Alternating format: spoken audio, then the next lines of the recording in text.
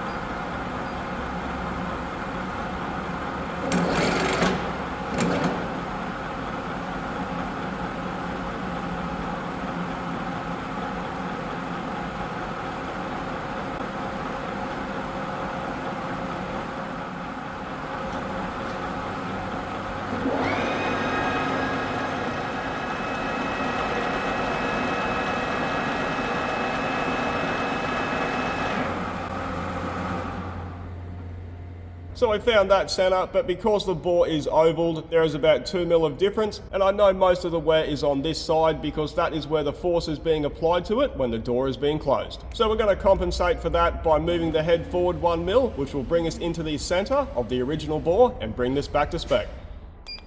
So we didn't have to do that, we could have left it where it was. Because there is enough allowance in the way the apron door mechanism works, it would have still functioned 100% correctly, but that's not doing it properly. Now we're going to get the edge finder out of the way and set up a boring head. And to bore it, I'm going to be using our Shopmade extended arbor. To adapt it to the Zaya, I'll be using a 50 to 40 taper adapter sleeve. Attached to the arbor is a 50mm boring head, and I'll be using a ECGT insert.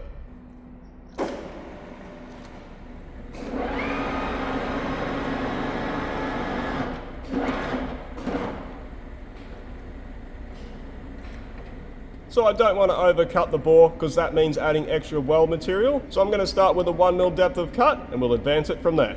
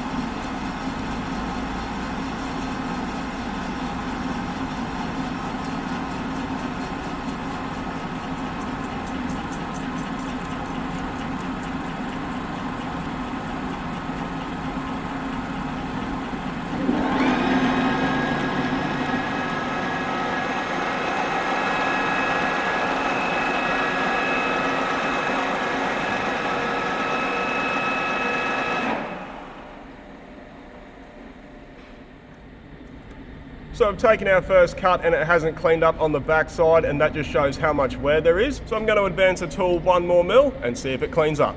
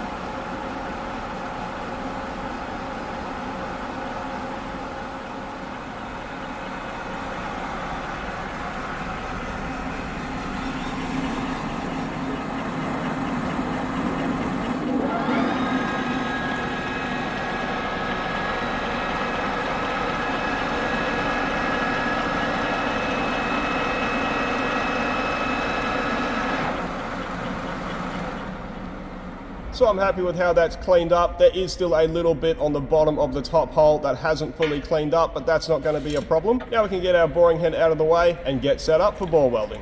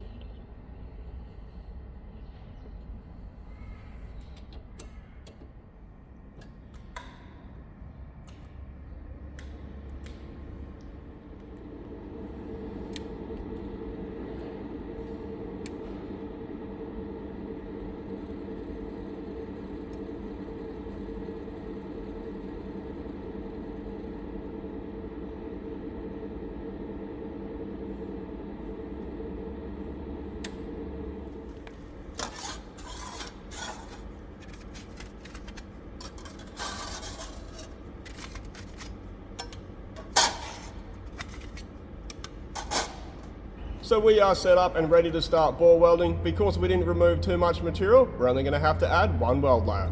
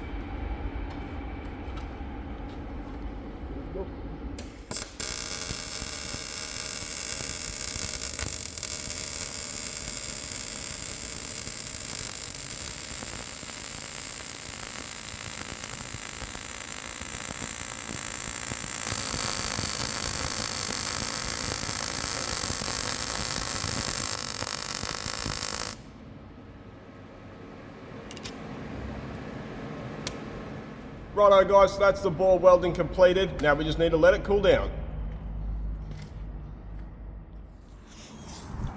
Who's over there? Hey? Who's that? Where's Jeffrey? Who's that? He wants to swoop you, homeless. Jeffrey.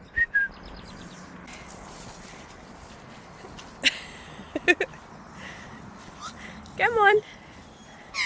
Hey, calm down.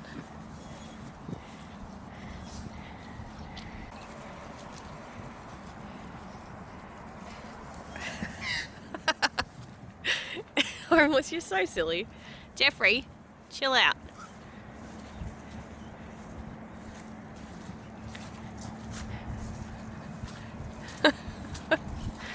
Oh, jeez.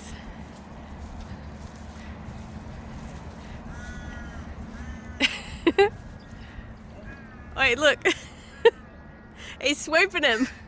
Yeah, you tell him.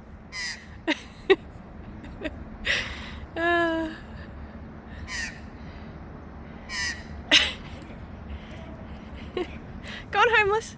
Come on, go get him. Oh, he's a bully.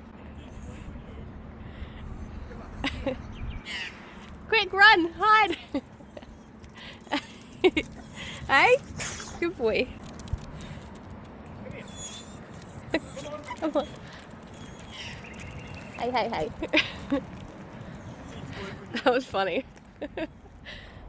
That's cooled down enough now. We're going to get the ball welder out of the way and get set up so we can machine this back to spec.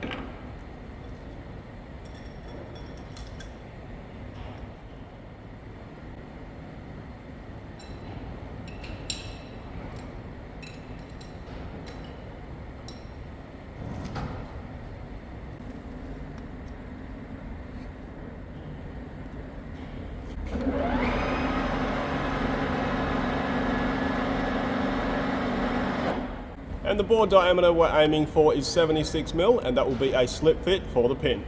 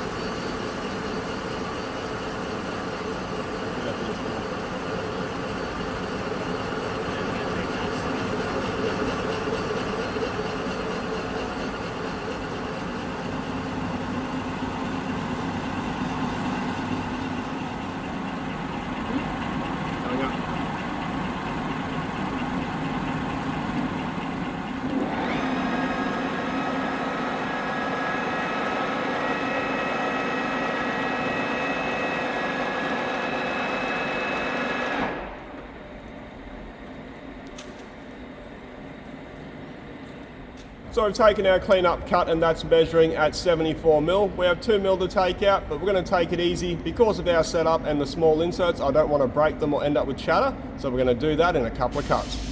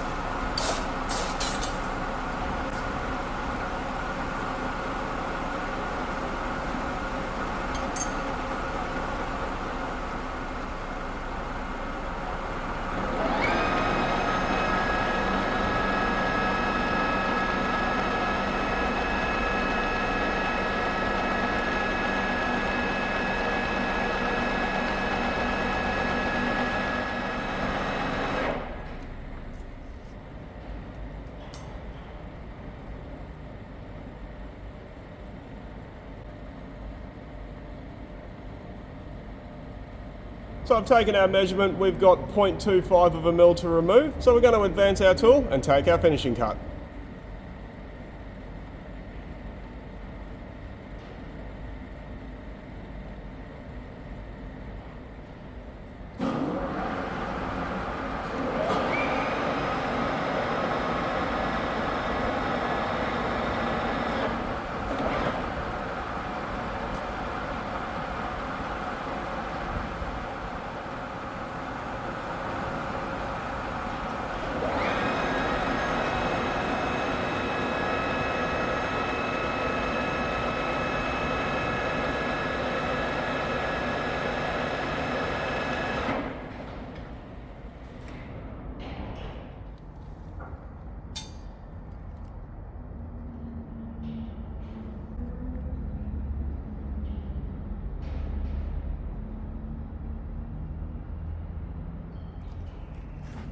So that's measuring spot on 76mm. The surface finish doesn't look that great, it looks a little bit dull, but it is very smooth. But to make it look a little bit nicer, I'll clean it up with the flapper wheel on a die grinder. The next thing I'm going to do is change out my tools so we can clean up the faces.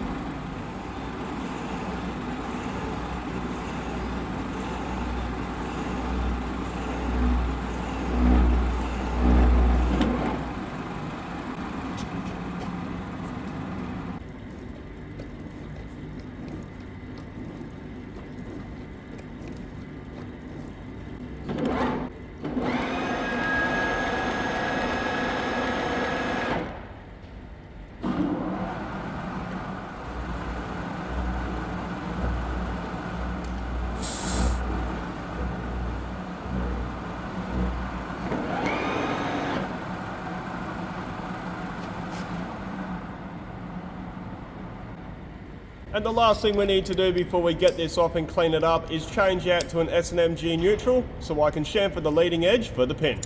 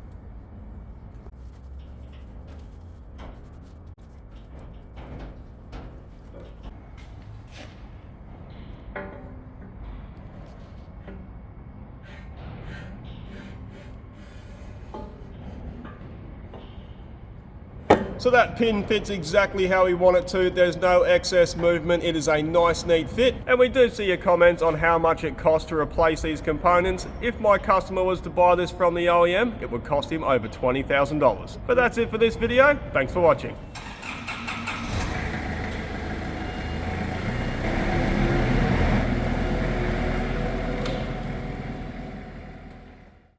How you going, guys? Curtis from Cutting Edge Engineering. Today's job, we have an apron lift arm. Oh, was that right? Yeah, no.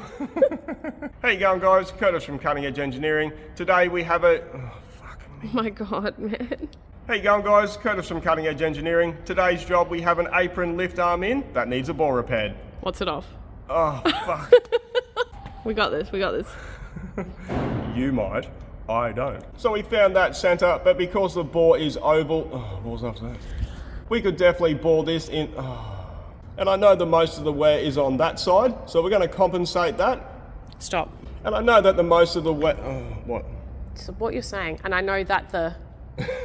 and I know most of the wear... Right. And I know most of the wear is on the bottom side... Oh, I didn't say bottom. And I know that my... Oh, did it again. So that's the bore repaired. Now we can try... So that's the bore repaired. Now we can... wait.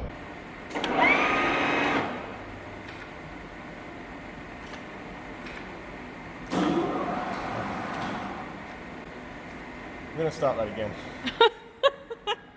Wow. It's in the wrong speed.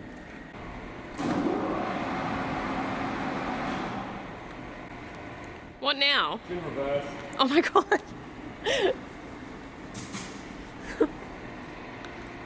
I'm gonna start again. Yeah. We're gonna go back up. Yeah. Right, are you ready? Are you ready? I think so.